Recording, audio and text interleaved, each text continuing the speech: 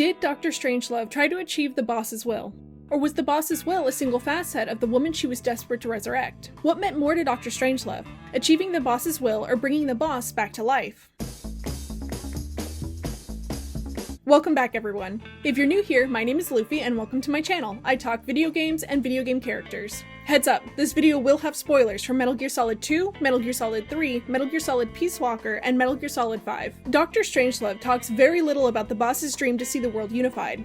Instead, she spends most of her debut game, Peace Walker, talking about the kind of woman the boss was and her efforts to resurrect her through her AI programs. What kind of relationship did the boss and Dr. Strangelove have? First things first, how did the boss and Dr. Strangelove meet and what kind of relationship did they have? The boss and Dr. Strangelove met in 1961 during the Mercury Project. The boss would be used as the first person shot into space, testing the effects of space on the human body to make space travel for the people who would travel into space after her. Dr. Strangelove oversaw the launch, and as the two were working on the same project, they became acquainted. The two chatted with one another, but it wasn't this passionate affair you might assume it was based on the way Dr. Strangelove talks about the boss. In a tape about the boss, Dr. Strangelove even goes so far as to admit, "We were ships passing in the night, that's all."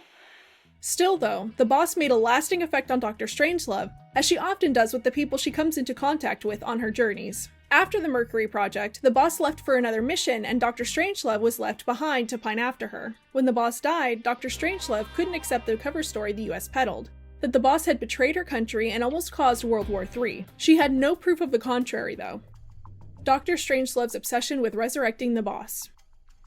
On her own, Dr. Strangelove wouldn't have had the resources to create an AI capable enough to pass for the boss. She was fortunate enough to be recruited by Hot Cold Man, who needed an AI that would respond swiftly in a nuclear attack with a retaliatory strike against the most appropriate target. This AI would work as an ensured deterrent, as it could launch a strike even if there were no living people left to press the button themselves. At first, Dr. Strangelove thought that a cold, calculating machine would be the best suited for the job, as a machine lacking empathy could launch a nuclear strike no matter what the circumstance was. Cold Man, however, thought differently. He said he needed the thought patterns of the very finest rational mind, one that thought on a global scale, took both past and future into consideration, and reached the best decision, no matter how painful. Dr. Strangelove considered these parameters and responded, "It was the logical thing to do. I knew of only one person who could be entrusted with the fate of the entire human race." And thus, her obsession with resurrecting the boss through AI was born. If Dr. Strangelove could train an AI with all the available data on the boss, she believed she could get answers about the boss's final mission. By inputting her thoughts and actions into the AI, I was imbuing it with her mind. My theory is that Dr. Strangelove felt abandoned when the boss abandoned the US. Both the boss and Dr. Strangelove worked for the government and had a sense of loyalty, so when the boss betrayed the US, she also betrayed the projects she and Dr. Strangelove had worked on together, and by extension, Dr. Strangelove. I think this is one of the major reasons why Dr. Strangelove couldn't accept the boss's defection. When she says the boss wouldn't do something like that to BB, it sounds so personal. Answer me! Did she or did she not die for her country?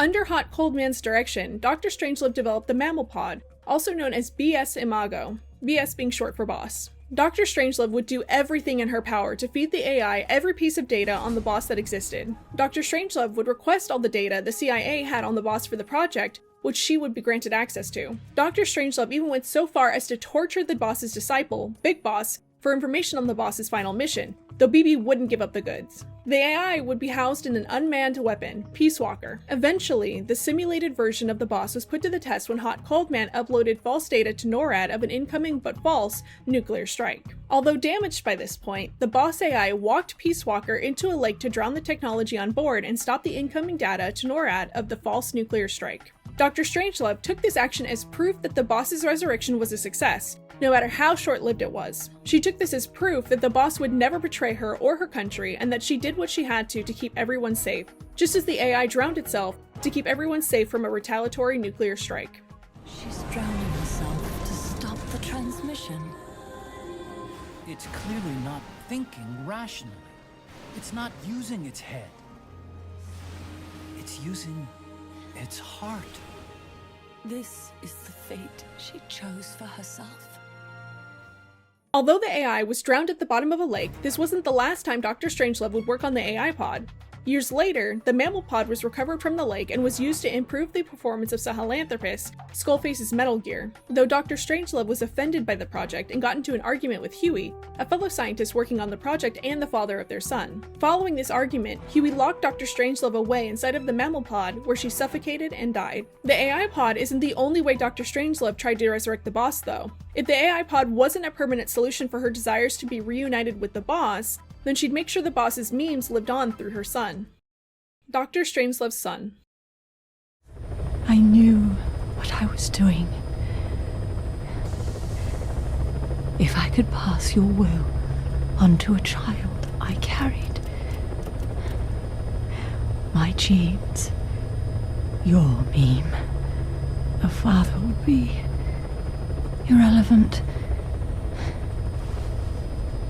If I did that, that child would be ours.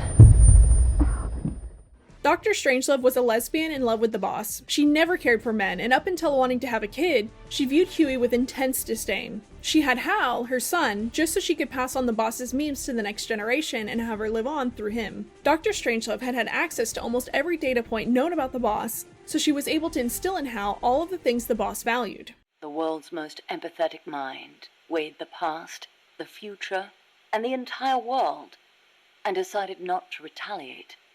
Dr. Strangelove passed on the boss's pragmatic and empathetic mind. Otacon grew up to care intensely about the people around him. In his adulthood, he finds himself trapped on an island taken over by terrorists threatening the world with a nuclear strike. He befriends one of them, Sniper Wolf, and when he also befriends Snavid, an operative sent in to take these terrorists out, he begs Snake not to hurt her. Snake, please don't kill her. Are you insane? Please. She's a good person. You'd know that if you talked to her. Years after this incident, he takes in an orphan daughter, Sunny, and takes care of her like she's his own. Otacon also picked up the boss's pragmatic mind. He knows when it's necessary to put his needs aside for the betterment of the situation. Devastatingly, Otacon loses his sister in MGS2. Unfortunately, Otacon, Snavid, and company are trapped on a sinking facility out in the ocean. The helicopter they're going to take to escape can only hold so many people, and they have a group of hostages they need to evacuate from the facility as well. Otacon makes the painful decision to leave his sister's body behind to make room for more hostages on the helicopter. He sacrifices his wants to save more people who can still be saved. What's important is that we wish for peace. Survival requires pragmatic thought and action. But you must still retain your ideals. Otacon wants to keep everyone safe. He does what he can to help guide Snavid in MGS1 and works to undo the wrongs that creating Metal Gear brings. He approaches problems pragmatically, and though he never met the boss, he carries her memes with him. Julie, I know you can hear me. Please, take care of our son. If you want to hear more about how Otacon successfully achieved the boss's will, I'll have a link to that video in the description below. Conclusion. Did Dr. Strangelove try to achieve the boss's will, or did she just want to resurrect the woman she loved? I don't think Dr. Strangelove tried to achieve the boss's will. I don't think she even cared about it beyond it being something that meant the world to the boss. If the boss's will had been world domination instead of world peace, she would have gotten behind that instead. Dr. Strangelove was obsessed with resurrecting the boss. Don't tell me you're thinking of making an android imitation of the boss. Surely the thought has crossed your mind as well, of one day being reunited with her? She obsessed over every action the boss made, and when confronted with the contradiction that the boss had betrayed her country and died a traitor, she couldn't let it lie. She tried to train an AI to take on the boss's spirit, and when that was a short-lived achievement, she turned to teaching the boss's values to her son to help the boss live on in the next generation. Ironically, though she didn't seem to have any personal investment in the boss's will, by the end of her life she clearly did fully understand it, since she is able to pass on those ideals to her son. Dr. Strangelove was a broken-hearted woman, desperate to get back the woman she loved. Others who were touched by the boss and determined to achieve her will go to great lengths to make an impact on the world. But Dr. Strangelove focuses her energy and attention on recapturing some part of the boss by any means possible. Dr. Strangelove doesn't try to impact or influence the world. She just tries, desperately, to resurrect the woman she lost. Thank you so much for making it to the end of my video. Since our last video, we were approved for YouTube partnership. I just want to say I'm so grateful for all of your support on this journey. Words can't describe how much this means to me. I so want to do something to celebrate, but I'm actually going to be out of the country for the next few weeks, so Hopefully there won't be an interruption in our upload schedule, but if there's a Saturday or two missing, that's why. As always, please like, subscribe, and turn notifications on. More importantly though, please take care of yourself, and I'll catch y'all in the next one. Thank you.